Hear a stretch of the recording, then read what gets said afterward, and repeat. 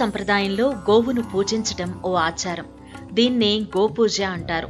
దీనికి మన పురాణాల్లో ఎంతో విశిష్టత ఉంది. ఆవు పాలలో చతుస్సముద్రాలుంటాయని ఈ పురాణాలు చెబుతున్నాయి.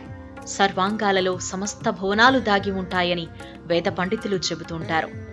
గోవుల్లో వివిధ భాగాల్లో దాగి ఉన్న వివిధ రకాల దేవతల వివరాలను ఓసారి పరిశీలిస్తే గోవు నుదురు కొమ్ముల భాగంలో శివుడు కొలువుదీరి ఉంటాడట. అందువల్ల కొమ్ములపై చల్లిన నీటిని సేవిస్తే త్రివేణి సంగమంలోని నీటిని శిరస్సుపై చల్లుకున్నంత ఫలితం లభిస్తుందని పురాణాలు చెబుతున్నాయి. అంతేకాకుండా శివ అష్టోత్తరం సహస్రనామాలు పఠిస్తూ బిల్వదళాలతో పూజిస్తే సాక్షాత్ కాశీ విశ్వేశ్వరుడిని పూజించిన ఫలితం దక్కుతుందని వేద పండితులు చెబుతూ ఉంటారు. అలాగే గోవు నాసిక భాగంలో సుబ్రహ్మణ్య స్వామి ఉండడం వల్ల నాసికను పూజిస్తే సంతాన నష్టం ఉండదని చెబుతారు. ఇక ఆవు చెవి వద్ద అశ్విని దేవతలు కొలువై ఉంటారని చెబుతారు. అందువల్ల చెవిని పూజిస్తే సమస్త రోగాల నుంచి విముక్తి కలుగుతుందట.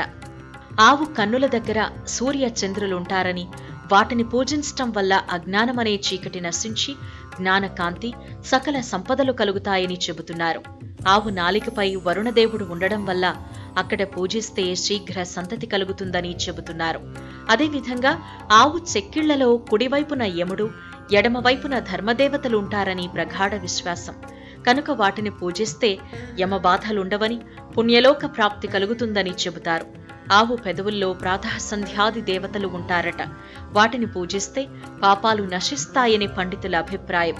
అలాగే ఆవు కంఠంలో ఇంద్రుడు ఉంటాడని, అందువల్ల దాన్ని పూజిస్తే ఇంద్రియ సంతానం కలుగుతుందట. ఆవు పొదుగులో 4 పురుషార్థాలుంటాయి కనుక ఆ చోట పూజిస్తే ధర్మార్థ కామ మోక్షాలు కలుగుతాయని చెబుతున్నారు. ఆవు గిట్టల చివర నాగదేవతలుంటారట. వాటిని పూజిస్తే నాగలోక ప్రాప్తి లభిస్తుందని చెబుతున్నారు.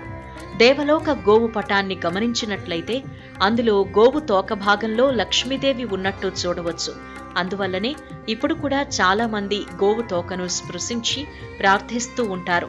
గోవు పాదాల నుంచి కొమ్ముల వరకు దేవతలు త్రిమూర్తులు కొలువుండడం వల్ల గోవును దేవతగా భావించి పూజలు చేస్తూ ఉంటారు. అయితే ఆధునిక కాలంలో వీటిని చాలా మంది కొట్టిపారేస్తూ ఉంటారు.